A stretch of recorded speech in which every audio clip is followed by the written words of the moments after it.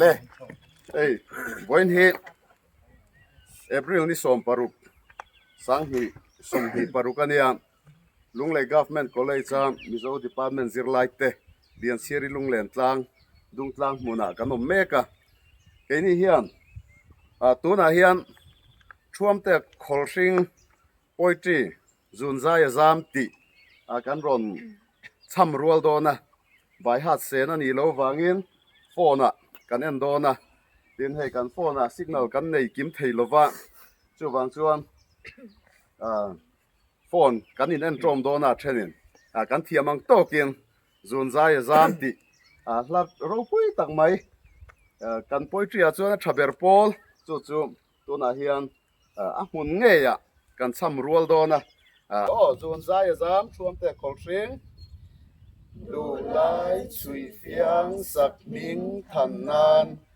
tuk ram vào mong asang angur soi sai lian chiar he lai tuk rel chem nam asang lo leng anui sui lung an rual som phang sak kham an loi atlang le mual lim zai an vor sak ruang zetrial an choi zaleng an som an run an kai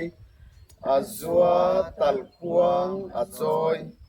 chon ban an mer thudi an la lian chiar sak mel amoi ma se du luat ti luat apoi azua sak ming than lai len kol abang turni aher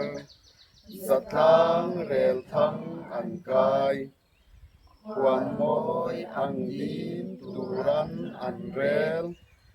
rem run do sang kai zai lam kar palai an tir ma se an lan dot leng ya zai sum tual khual ral an sal lian chiar tra khua a sei hun mong ang tuang zamual a pem sui lung vai khua a sei zun leng angai chuat tlang a thlir sim tlang mar tlang a deng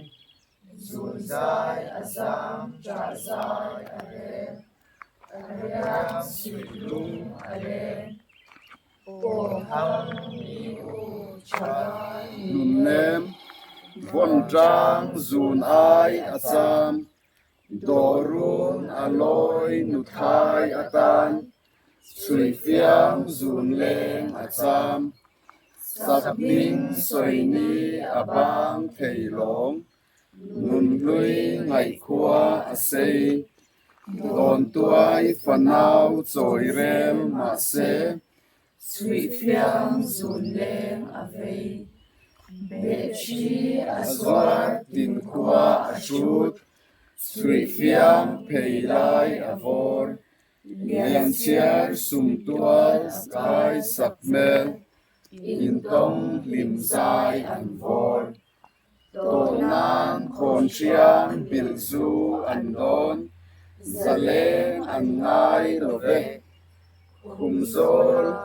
kai pong thang zan mu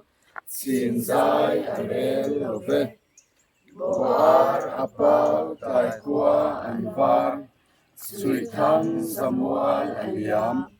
hum thuang ro mual khon bol turan lian chiar bia zai a tiam